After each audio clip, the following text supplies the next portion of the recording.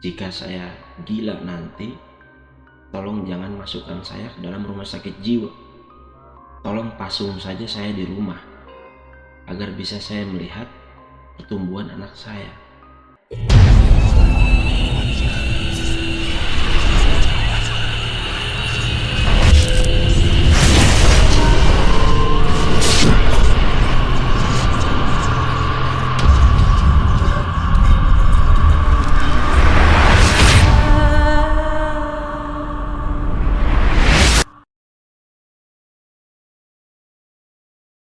Cerita kali ini tentang dahsyatnya santet dari kampung hingga hampir gila.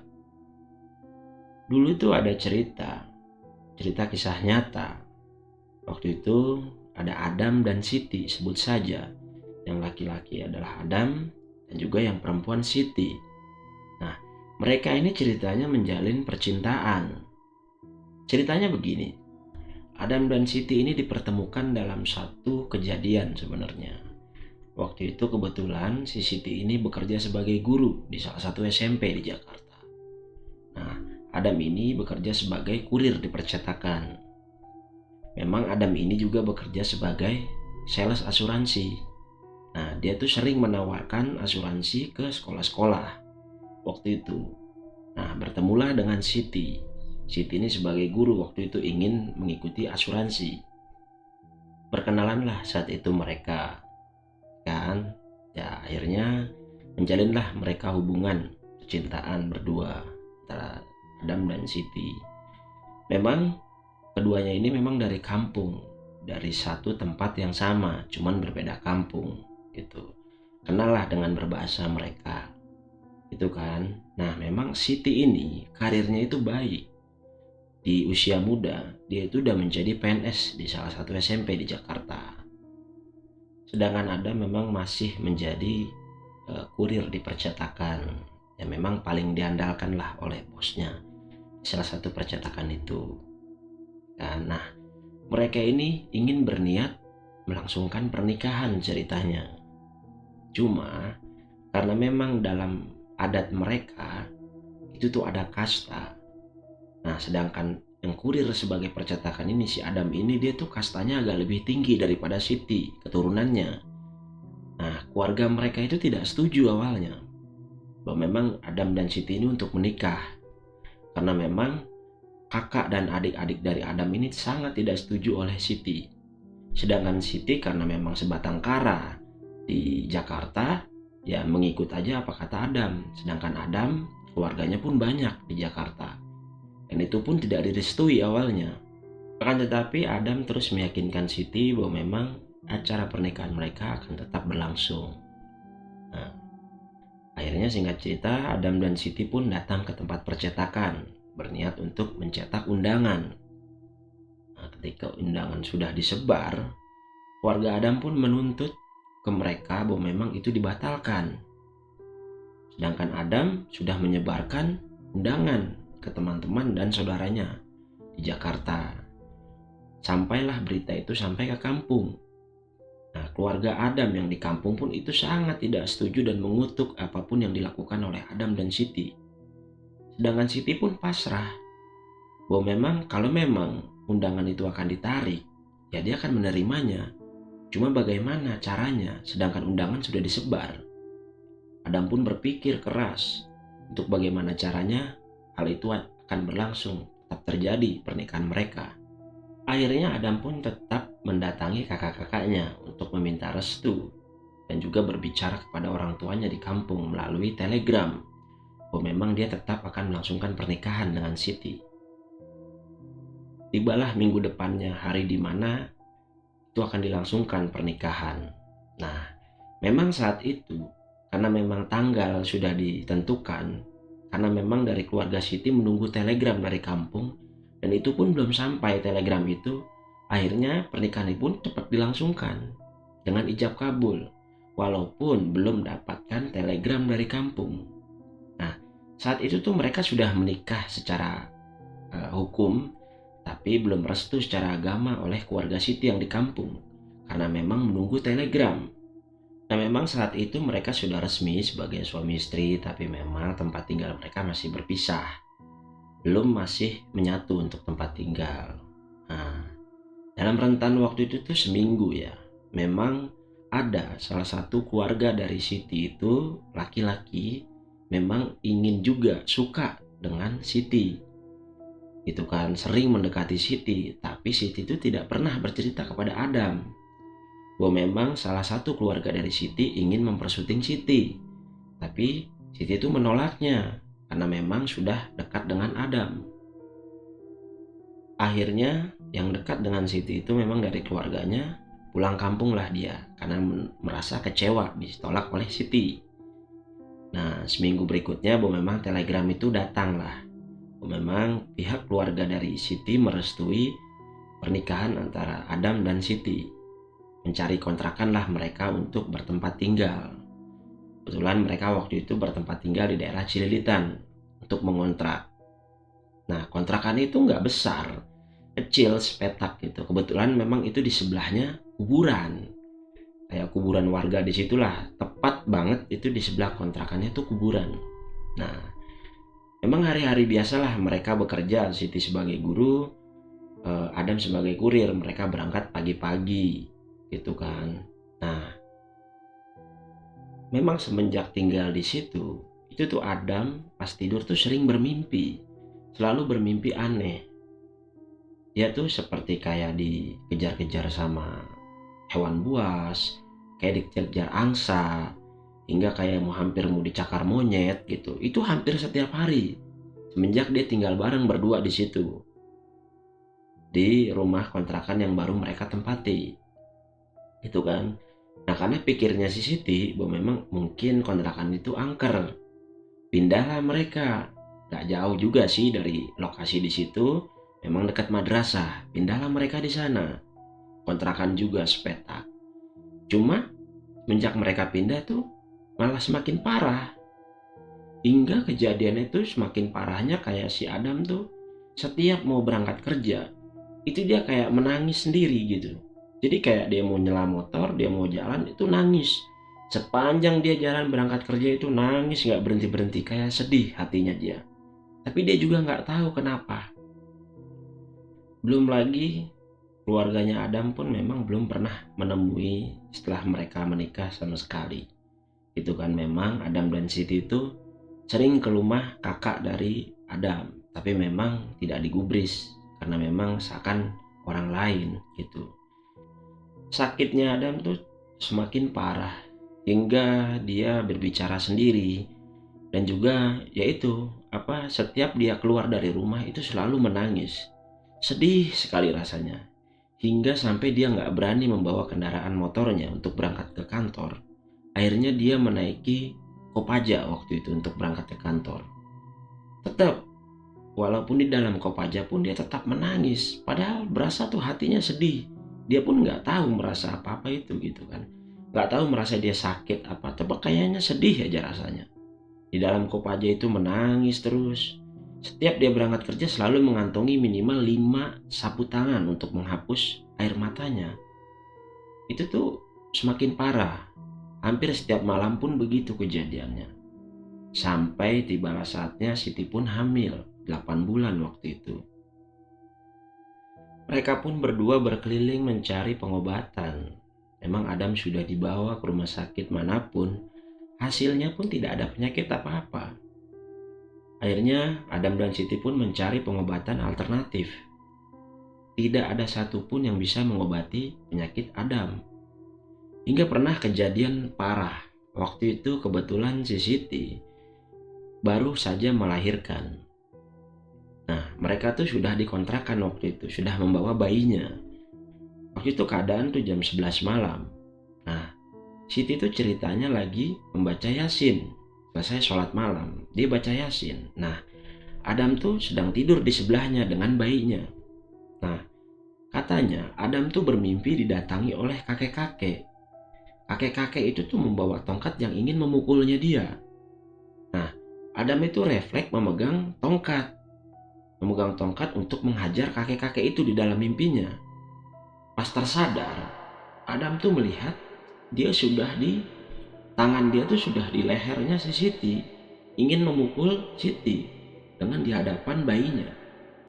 Itu yang membuat Adam semakin menangis senangis jadi-jadinya, karena memang dia hampir memukul istrinya di depan bayinya yang baru lahir. Semakin parah sakitnya Adam, hingga waktu itu malam hari Adam pun berbicara kepada Siti. Dengan anaknya yang baru lahir dan digendong oleh Siti, Adam pun berbicara berbisik kepada anaknya, "Jika saya gila nanti, tolong jangan masukkan saya ke dalam rumah sakit jiwa. Tolong pasung saja saya di rumah, agar bisa saya melihat pertumbuhan anak saya." Mendengar perkataan suaminya, Siti pun menjadi sedih dan menangis dengan perkataan Adam yang seperti itu.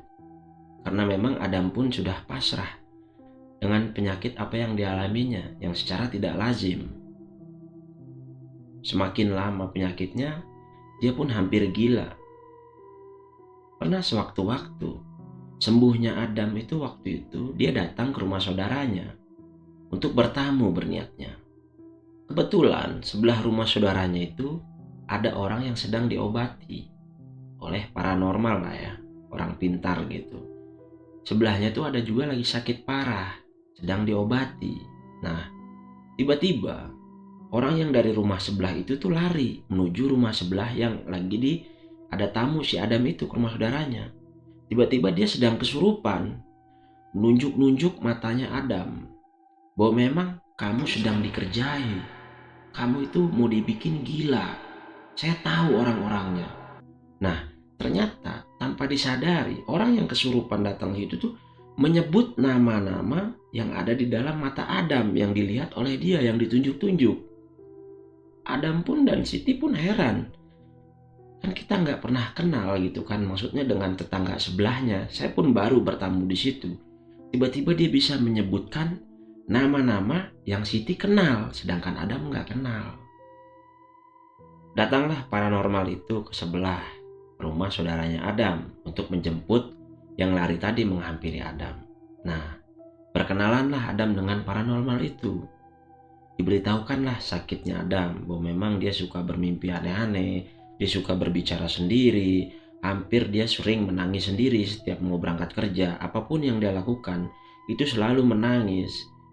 Nah, paranormal itu pun paham apa yang dimaksud Adam. Nah, janjianlah tiba-tiba mereka ke Ancol. Paranormal itu memberitahukan bahwa memang minggu depan kita ketemu di pintu Ancol. Kalau bisa jam 12 malam katanya. Nah, Siti dan Adam pun menyanggupinya. Datanglah mereka minggu depannya ke Ancol, bertemu dengan sebutannya tabib lah. Mereka menyebutnya tabib. Akhirnya masuklah mereka ke Ancol. Nah, di pinggir pantai itu tuh sudah ada tampah yang ada cabe Jawa dan garam sama apalagi tuh kayak sesajen-sesajen gitulah.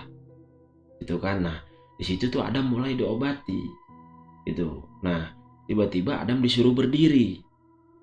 Dilemparlah si Adam ke dalam ombak yang sedang datang oleh paranormal itu.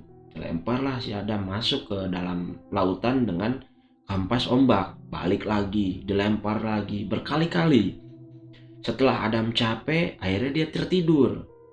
Nah, matanya si Adam dibuka oleh tabib itu, dimasukkan cabai Jawa itu, diginiin ke matanya. Tapi si Adam itu nggak merasa sakit apapun.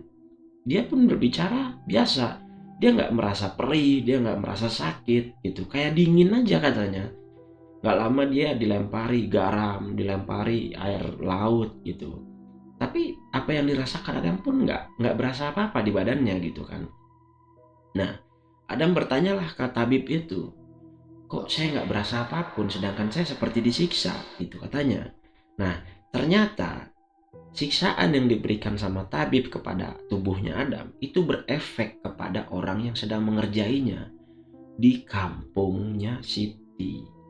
Tabib pun memberitahukan lagi bahwa memang coba dicek di depan rumah. Itu kayak ada solokan kecil.